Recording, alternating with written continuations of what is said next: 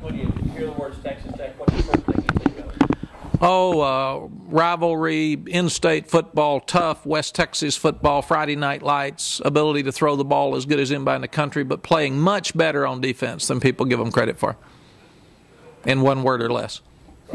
Now, you know you don't need to motivate your team because you got Texas Tech this week, but, 41-10, but you didn't play in some places the way you wanted to play.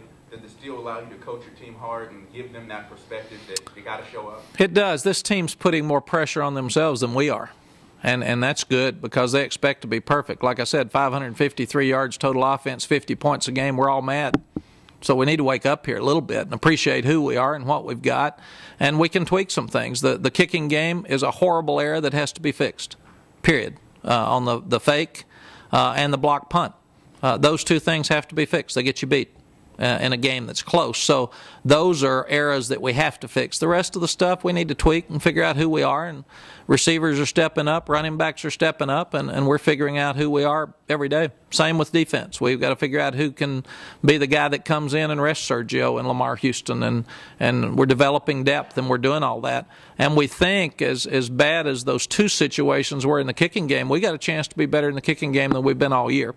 And the punt protection broke down with our regular punt. When we were in the rugby punt, we took a ball down to about the 4-yard line, and we killed a ball at the 1. So we're doing some really good things in the kicking game. We're just disappointed in the two obvious. Coach, you talked about the second half and how good it was, but clearly that drive right before the half ended was so huge. Talk about what happened at 10-6.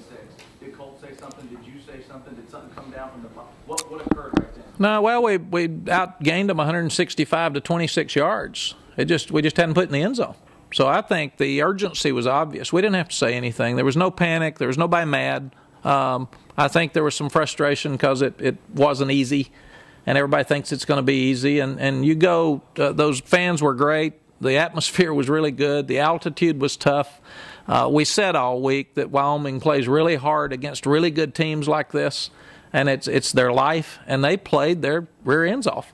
But we've always tried to defer and take the ball to start the second half, and it's a huge emphasis for our football team to score right before the half and then get the ball and score and get a 14-point swing at the end of the half and to start the third quarter.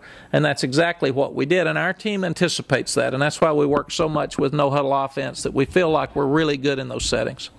Coach, I know players used to joke about how sick they were every time they turned on the TV. They saw that Crabtree play over and over again. Did you kind of feel the same way? I don't watch it. I move forward. That's what you got to do. We got to play in the now. This is about this year's team. It's not about last year's team. We can't get that back. And I thought they did a good job of moving forward after that game. Can we talk about how different this year's team is than last year's for Tech? Well, it's different because the game's so early. Last year we had a horrible stretch of a very difficult stretch of Oklahoma, Missouri, Oklahoma State, and Tech, and all of them rated in the top 10 or 15 at the time we played them. I don't think that had ever happened in college football, or nobody had ever won all four, and we had our chances. And we didn't play well against Tech. They played better than we did, but we fought hard, and I was so proud of our team for coming back and having a chance to win at the end. And as much talk as there's been about the last play of the game and the drop interception right before that, there were 10 plays in that game that we should have done better, and that's why as a coach you don't go back to those two. They were just more highlighted because they were at the end of the game. You go back to the whole body of work for the night, and the body of work, they did a better job with their group than we did with our group, and that's fact, and then you move forward. Coach, what are your thoughts on the receiving crew and how they've kind of formed into a different unit with Dan Buckner and Shipley specifically? Well, Dan has been a huge lift for us. Greg Smith is doing really well at tight end, and he's doing exactly what we're asking him to do, so we're pleased with him. And Dan Buckner has been a huge surprise for everybody because he gives us a real threat inside, and we've had some great tight ends in that situation, but he's playing at a very high level for us right now. I think we see John Childs getting better every play. If he'd caught the quick screen earlier in the game, it was set up to have the same touchdown run he had on the 30-plus yarder at the end of the game. He just continues to get better. Malcolm Williams is catching the ball more consistently. Jordan's going to be Jordan every day. James has now become a real weapon for us. So we're Colt's trying to find out where the guys are, and we're trying to get the young ones involved a little bit more. But we're pleased with where we are with our receivers. We just need to make sure we catch every ball like we did last year. Did it surprise you that Buckner kind of fit into that flex position? No, we thought it was perfect for him. I think it surprised him because when we asked him to go in there, it wasn't as easy a move. But then we said you got a chance to get on the field more, and he was really excited about it. He's embraced it, and he's doing really well. Mack, do you see any change in their offense with another new quarterback coming in? Nah, they do the same things every week, and they're averaging 46.5 points a game, and they're throwing for more yards than anybody else in the country, so it's just the same stuff. Mike does a great job throwing the ball, and they do it every year. How does he compare to the quarterbacks you've seen in the past? He's the same guy. I mean, you just change the numbers. They all have confidence. Mike's done a really smart thing. Most of those guys have been in the system for a long time, so it doesn't drop off. We've had some younger quarterbacks have to step in, and he's done a good job of convincing quarterbacks to come and wait their time and be patient and play when they're ready to play. So that's why I think you really see no drop-off with their offense. You see a situation where a lot of teams kind of play their style. Does it make it different than, say, 3 to 5 years ago when it was such an unusual week compared to the other 10 or 11 games? It does. It's easier to prepare when there's some element of no huddle and spread offense with Louisiana Monroe. Wyoming was complete spread offense. They're Missouri. So what you have to do now, Roger, is work more on a Colorado power running attack that comes up in a few weeks.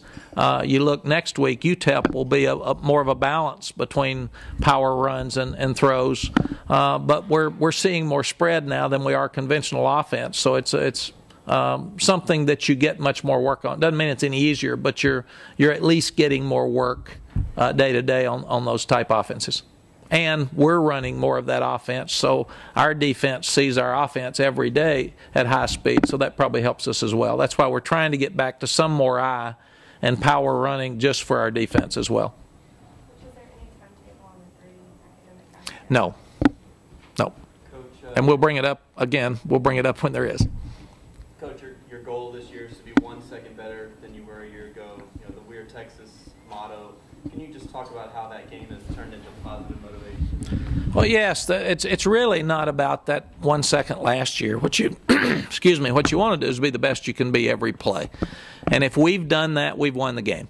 That's our goal, to be the best team we can be and quit talking about last year, quit talking about the end. We said We Are Texas is to quit talking about the BCS, quit talking about the standings, quit talking about style points.